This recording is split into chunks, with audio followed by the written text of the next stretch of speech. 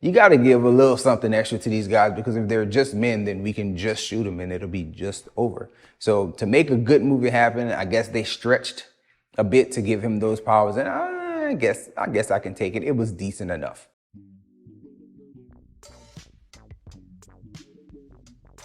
What's good, everybody? Welcome back to Hope Views. Today we're doing a movie review for Halloween Ends. It's gonna be a spoiler review. I watched it on Peacock. I actually enjoyed it, so let's get into the movie, doing, just a light overview first, and then really getting into the spoilers and what happened in the film. So if you haven't seen it, go watch it, come back and check this out. But I'm much higher on this movie than I have been on the previous Halloween Kills. One thing I want to address straight off the top is that if you saw my spirit video when I talk about like devil worship and like the spirits that are in the things that we watch, you may think, why are you even watching so many horror movies? Well, it's Halloween season. All the movies that are coming out are like scary themed movies. And really and truly, when I talk in that video, I'll talk about being sensitive or desensitized. Personally, I've been desensitized enough to where I can watch a good slasher, and I do enjoy them. And when I say that, I want to also say that Mike is one of my favorites. So as soon as October starts, it's Mike Myers season. You get all the different little funny skits with people wearing the Mike Myers mask. There's stuff on TikTok, there's stuff on YouTube, there's music videos featuring Michael Myers. It's so funny, and I enjoy seeing all that content. And I like Mike as a slasher. I think that when you talk about the classic slasher movies, you got Michael Myers, you got Jason, you got Freddy, you got Chucky. So like those are the big four that I can always go for, as well as Texas Chainsaw, which is what, Leatherface. I'm with all of those probably 5 franchises. And Michael Myers and the Halloween franchises, again, one that I like to revisit. I enjoyed the Rob Zombie stuff. I even had a recent interaction with somebody like pretending to be Michael Myers on one of my older videos, asking me like, am I a joke to you? And that was funny to see somebody come out and mess with me, and I played along with it. And I mentioned like, yo, I enjoy Michael Myers stuff, and I'm looking forward to Halloween Ends. I hope that it's better. And it was better. And let's get into just the different ways that it was better. No spoilers yet, but the best thing about this movie to me personally is that this movie is more in line with the 2018 Halloween. Like the reboot started off trying to give us the idea that Michael Myers is a man. He's horrible, he's evil, he probably doesn't feel pain, and he is determined to kill his targets. But to say that Michael Myers was anything more than a man, that was not the idea that the 2018 movie set out. So that's why I was so upset with Halloween Kills, that gave Michael Myers basically regenerative powers. Like the dude could withstand anything. In that movie, he was shot several times, stabbed with a pitchfork. He was burned at the end of the first one and into the second one, lost fingers from his hand, stabbed in the neck. He had gotten so much damage, and he just kept coming back, kept sitting back up and killing multiple people. And it just was too much for what the 2018 movie, like the groundwork that it laid was just way overdone and pretty much thrown out the window for Halloween Kills. So for this movie, when Halloween Ends, I really like what they did, bringing Michael back down to earth, making him still a relatively unstoppable force, but he was stoppable in the end. He was just a man, and I really liked that portion or idea in the movie. Getting to a little bit more spoilery territory here, not quite the spoilers yet, but when we talk about Michael in the previous movies, Michael, again, Halloween Kills, basically had regenerative powers. I called him Wolverine, like he's not gonna die. He can get up from anything. But here, he doesn't really have that, but he does still retain a little bit of supernatural elements to it, getting into the spoilers here. So there's the main character, one of the main characters named Corey. Corey, which is funny because that's my name, Corey in this movie seems like he's possessed by Michael. And I was like, ooh, I've never heard of that happening before. It's like Mike grabs him by the neck, looks him in the eye, and then I was like, ew, he's a different person after that. Along with that, you do also have the idea or the notion, it's kind of implied that with each kill, Michael gets stronger, because when we first see Mike in Halloween Ends, he's kind of decrepit. He's kind of like on his last leg, as it seems. But as he kills, he seems like he gets more and more in form. I don't like the supernatural elements that they try to add to Michael Myers. I prefer him to just be a crazy, strong, crazy man. But I could go with the stretch that they do here in this movie with the possession and the like regenerative powers that the kills give him. You got to give a little something extra to these guys, because if they're just men, then we can just shoot them and it'll be just over. So to make a good movie happen, I guess they stretched a bit to give him those powers, and I guess I can take it. It was decent enough. Away from Michael Myers, you have Laurie Strode, who is Jamie Lee Curtis. You have Allison, the granddaughter. You have Corey. And the main story with those guys away from Michael Myers is the idea that Haddonfield, the town, hates all of them and they should have left. And I feel like they should have left. They really should have. There's no reason why those people should stay in that town.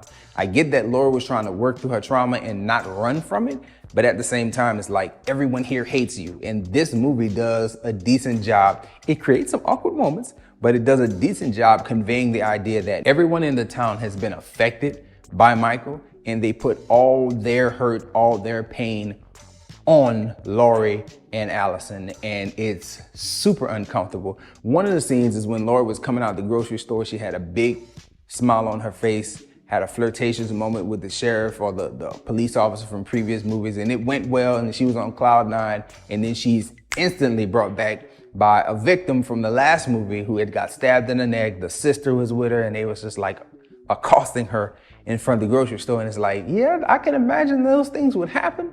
And I also don't get why you would stay for that, because that probably happens normally. You have Allison at her job. She's a nurse. The other nurse is like constantly talking Michael Myers stuff, especially around that time of year, Halloween. It's like, man, you've been putting up with this for the last 4 years. I would not have done that. I don't see why anyone would have done that. And then you have the character of Corey, who is a new character here, and you see his beginnings in the opening of the film, where he had an unfortunate accident while babysitting and people thought he was a kid killer and all these things. And it's like, if I beat those charges, I'm not staying there for people to look at me crazy for the rest of my life. That's just me. Those characters stayed in those situations, and again, it created a lot of awkwardness. So you have the grocery store scene. You also have the bar scene where the parents of the little boy that Corey killed are in the bar, and it seems like they just stay at the bar. Like all they do is drink and stay at the bar. And the mom confronts Corey during a party, and then you have another awkward scene with Allison and Corey on the street, and Allison does some weird things with her hands. I think that just performance-wise, I don't know what they were trying to do there. Direction-wise, what were you telling her to do with her hands? It didn't come across well to me. And I think that all that tension just creates a lot of weird and awkward situations.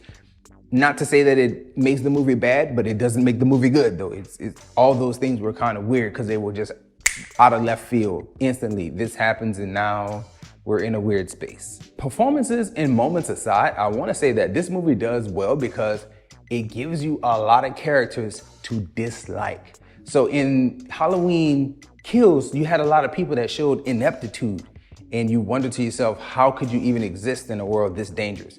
In this movie, they just give you horrible people. I'm thinking specifically about those little high schoolers in the high school band.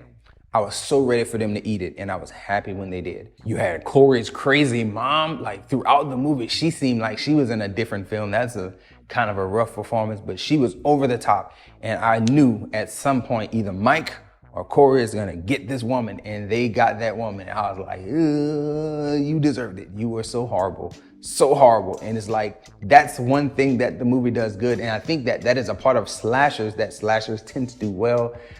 If they're good slashers, they give you characters to hate. And they gave me plenty of characters to dislike in this one. And once Mike got together with his little acolyte, Corey, they started slashing folks. They slashed the horrible co-worker of Allison. They slashed the horrible doctor that Allison worked for. Those high school band members. Corey's mom is like, yes, let's go. Get all these people out of the paint. There was only one person that I wanted to survive that didn't survive, and that was Roland. Roland was such a good character to Corey, and when you look at all the people on screen, he was kind of the most meek, most humble. I'm gonna just go to work, I'm gonna do my job, I'm gonna be a good person to my wife, I'm gonna be a good person to my little stepson, I'm gonna do all I can to take care of everybody. When the high schoolers was at the junkyard, he actually came out and tried to protect them. I'm gonna do what I can. I wanted to see Roland make it. And then when the high schooler inadvertently took him out, I was like, last straw. Please kill this high schooler. And it worked out. It worked out very well. Mike was brutal. It was brutal what Mike did to him.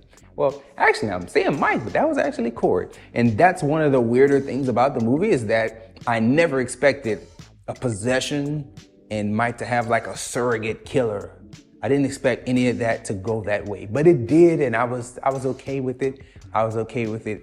It was kind of unexpected, and the idea of Mike having powers to possess is new and is weird, but I feel like it worked well enough. Now, at the end of this film, Mike does die, and I was like, okay, this feels right. Finally, we get to a point where Mike is going to eat it. And he finally ate it. You got Lori, who's been doing all that training, and then she suppressed that part of herself for the 4 years between movies, and it's like now she finally gets to execute the plan. She pins him to the table, she slits his throat, which to me, I feel like you should just cut his whole head off. Just cut his whole head off, but they didn't. They just slit his throat, they let him bleed out, they slit his wrist, they let him bleed out.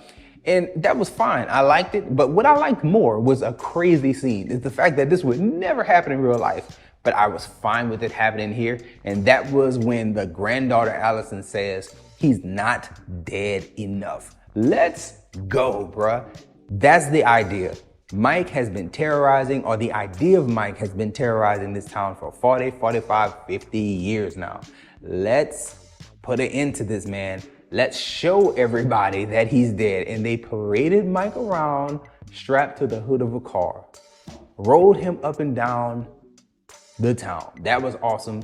They brought him out and then they trash compacted that guy. I knew from the first time I seen Corey working in a junkyard, I was like, oh, somebody's going in the trash compactor. I thought it would be the high school kids, but it was not. It was Mike himself getting trash compacted at the end. And I feel like that's the way to like wipe the slate clean. No more Halloween movies for a couple of years. And then when you do a full reboot. Like no more Jamie Lee Curtis.